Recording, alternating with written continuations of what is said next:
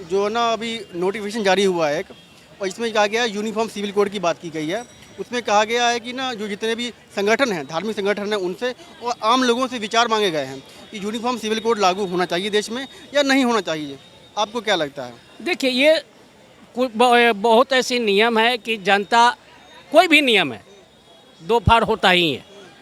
ठीक है, कोई कहेगा कि हाँ ये अच्छा है, तो कोई कहेगा कि ये बुरा है। ठीक है, उसमें जिसकी बहुतायता होगी जहाँ तक होना कि लागू होना चाहिए, क्योंकि कोई भी नियम कानून जो बनता है तो हमारे समाज, हमारे आपकी सुरक्षा के लिए ही बनती है। क्यों लागू होना चाहिए? वही कह रहे हैं ना कि अब उसके बारे में तो अभी हमको उतना पूरी जानकारी नहीं है, सिविल कोड में क्या नियम है, क्या है शादी विवाह, तलाक और गोद लेना, और कहीं ना कहीं जो इसके ऊपर एक ही कानून बनेगा जिसके दायरे में सभी लोग आएंगे, चाहे किसी भी धर्म के लोग हों, चाहे तलाक लेना हो, चाहे विवाह करना हो, शादी करना हो, गोद लेना हो, बच्चा ना गोद लेना हो, तो एक ही कानून बनेगा सबके लिए। एक तरह से तो ये सही माना जाएगा ना। अब मान लीजिए कि हम हिंदू हैं तो हम कहें कि नहीं हमारे धर्म के हिसाब से हो, सिख कहें कि हमारे हिसाब से हो, तो यहाँ तो हर धर्म के लोग हैं ना। तो अगर हर धर्म से देखा जाए तब तो ये लागू नहीं हो सकता ना। अगर सबको लिए एक कर दिया जाता है, हमारे लिए भी वही रहेगा जो इनके लिए है, तो वो एक तरह से सही है। आपके कितना अनुसार? आपको क्या लगता है सर, सही है? देखिए, विविधताओं से भरा देश है ये हमारा। क्रिश्चियंस अपनी बाइबल के अकॉर्डिंग कुछ ऐसे हैं कि वो उससे जो है ना कंप्रोमाइज़ नहीं कर सकते।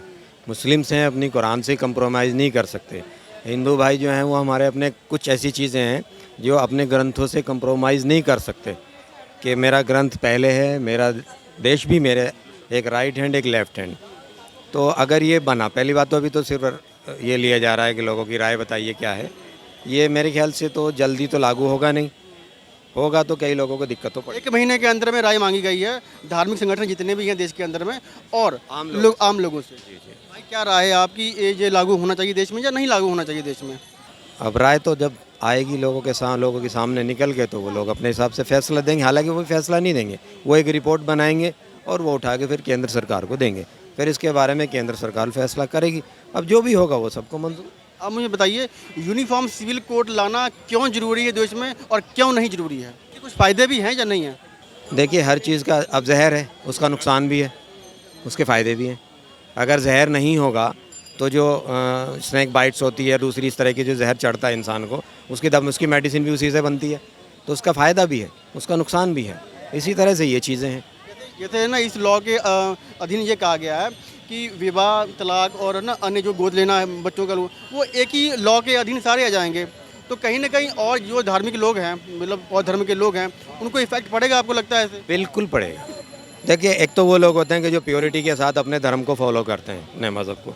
एक वो होते हैं कि मैं बीच में खड़ा हूँ, इधर भी और इधर भी हूँ। एक वो होते हैं कि गंगा जाए गंगादास, जमुना जाए जमुनादास, मेरी तरफ से मुझे कोई फ़र्क नहीं पड़ने वाला। तो इस तबके को तो कोई फ़र्क पड़ेगा नहीं।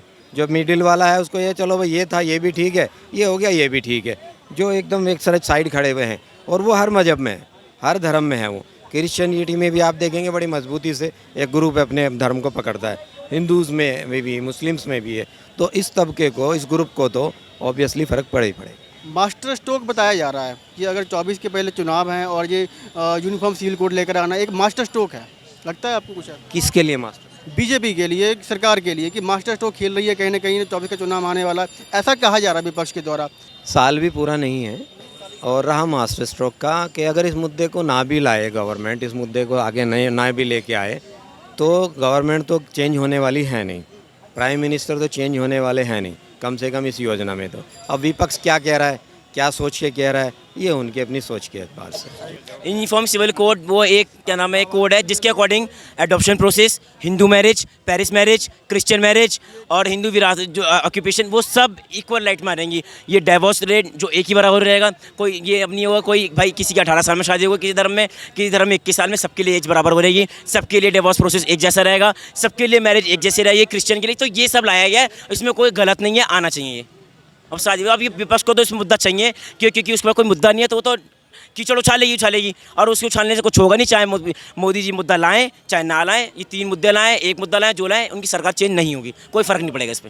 लाना चाहिए ये कानून, ये कानून लागू होना चाहिए, ज़रूरी है। ये कानून बहुत अच्छा है, हम इसका स्वागत करते हैं, अभिनंदन करते हैं। ये कानून बिल्कुल लागू होना चाहिए। क्यों जरूरी है ये?